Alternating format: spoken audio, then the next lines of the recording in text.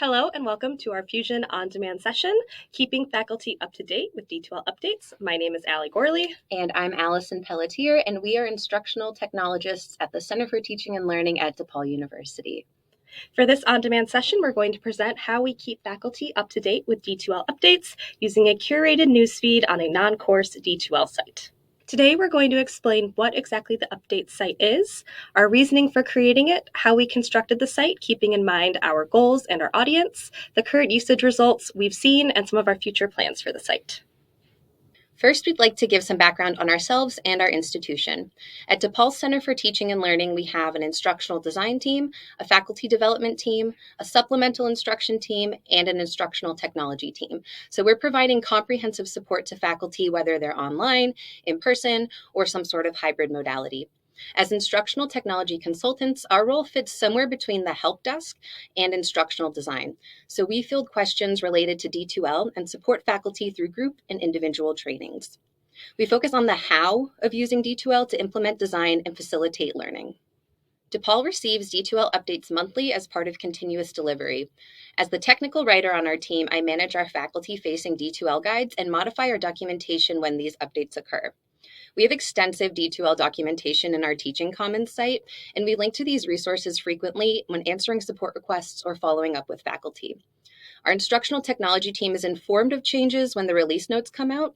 We meet to discuss them and think about the level of effect we anticipate them having on instructors. While we had some internal channels for communicating these changes to other members of our department, we had no way to alert faculty of differences aside from in our standard interactions. So we started brainstorming ways to address the issue, which led us to the creation of the update site. The update site is a D2L non-course site we created to help notify faculty of major changes to the interface or workflows in D2L. It acts as an archive and communication channel for change management. Since DePaul is on a continuous delivery model as opposed to a yearly model, we tend to get updates about every month. Utilizing the news widget, we've created a standardized announcement format which allows us to efficiently share D2L updates with faculty. These announcements share a summary of the change, a timeline, relevant links to our D2L documentation, and tags that allow the newsfeed to be easily searchable for past updates. The updates are quick, concise, providing information necessary to understand what happened and where to find additional resources. We've customized the navigation bar to include a feedback survey, links to other resources, and even an optional opt-out survey, which triggers an intelligent agent that removes the faculty member should they choose to fill out that survey. We've removed links to content and all other tools. The course homepage is the only thing that instructors can see, so the process for finding information is streamlined. The site was created as part of a larger effort on our immediate team to proactively support faculty at DePaul and reduce the number of repetitive tickets that our office receives. It was also created out of an observed need to archive changes in our documentation. Faculty often have questions about D2L updates as they notice changes in tools, and while we have detailed faculty-facing documentation that shows current processes, we had an inability to record updates aside from simply updating the documentation itself. This made it difficult for faculty to discern exactly when and how a tool or workflow had changed, and for us to recall that information for them. In our interactions with instructors, we often get to see the ways in which they engage with D2L and their individual experience levels with D2L or other learning management systems. Along with different levels of technological experience, we often see differences between full-time faculty who teach consistently throughout the academic year and part-time faculty who teach more sporadically. These differences could potentially not only affect instructors' ability to maximize their workflow on D2L, but they may also limit instructors' motivation to learn more about the platform. Because 47% of classes at DePaul are taught by part-time faculty, considering their more limited time spent learning about and using D2L was imperative to our goal.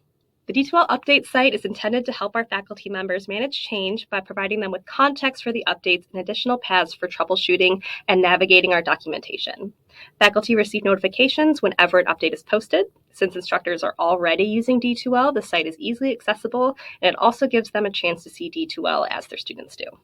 Our goal was to create a space that faculty could easily navigate and where we could easily update all faculty efficiently about major changes within D2L. We also knew that we wanted to create a searchable archive that would drive faculty to seek out more information in our guides, as well as a system of support that would allow faculty to find answers at different levels of interaction. However, we also had a number of things that we knew we didn't want to do. For one, we already have extensive faculty-facing documentation for using D2L, and we didn't want to just mimic these resources. Additionally, we didn't want to force instructors to learn a new system to find these updates. We needed it to be accessible and user-friendly even for our most inexperienced users. A D2L course site that used only the news widget to disseminate information fit the bill for our goals. The news widget has a built-in search function.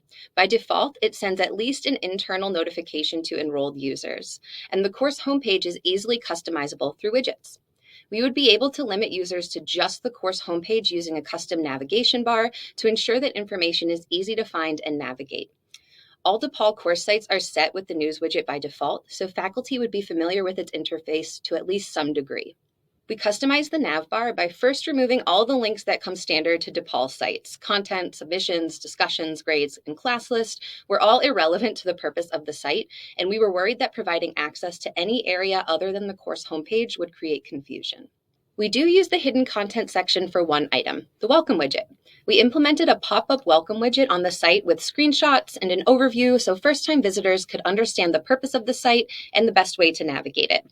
Although we limited ourselves to one area of the site, we knew that we would be able to customize the experience and guide users using widgets.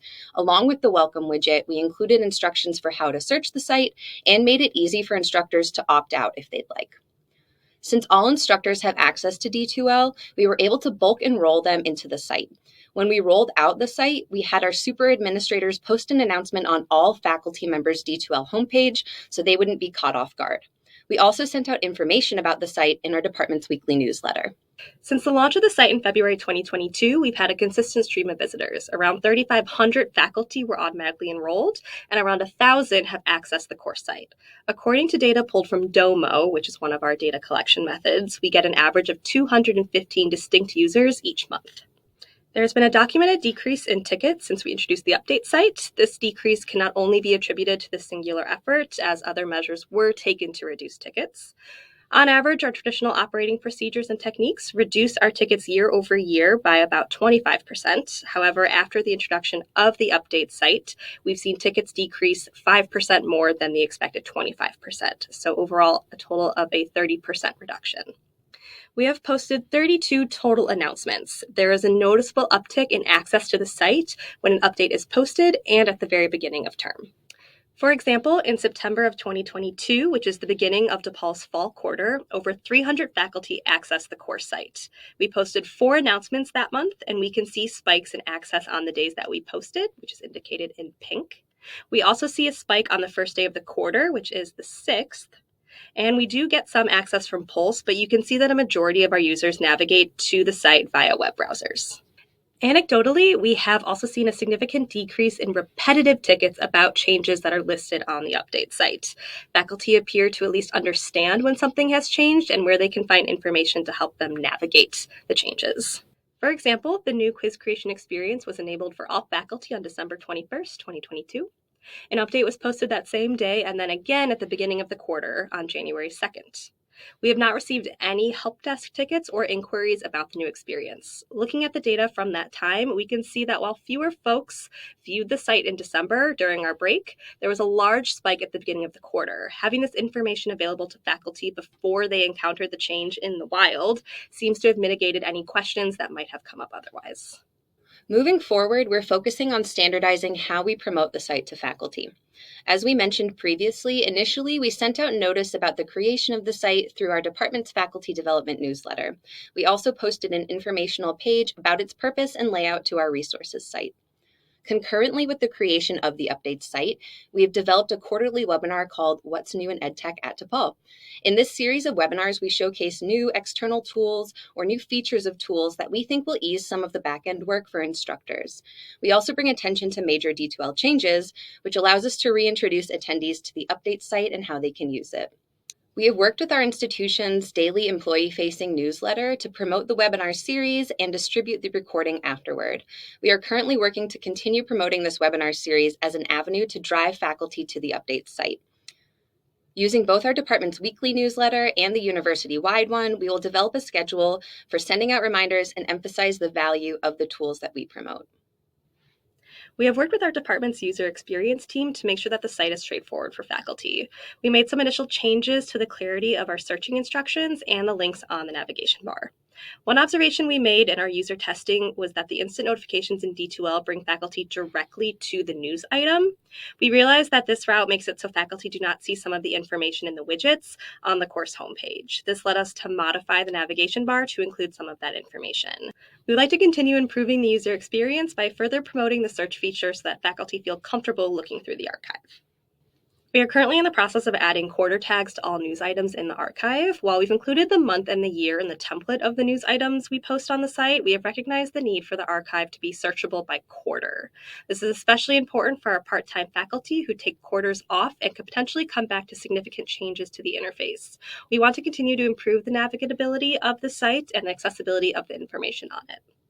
Our original aim in creating this site was twofold. We wanted to keep faculty informed about updates to the D2L interface, and we wanted to be able to archive these changes so they were easily accessible for reference in our interactions with faculty. We feel that we have met these goals, and in doing so, we have recognized the intrinsic value of cultivating methods of ongoing communication.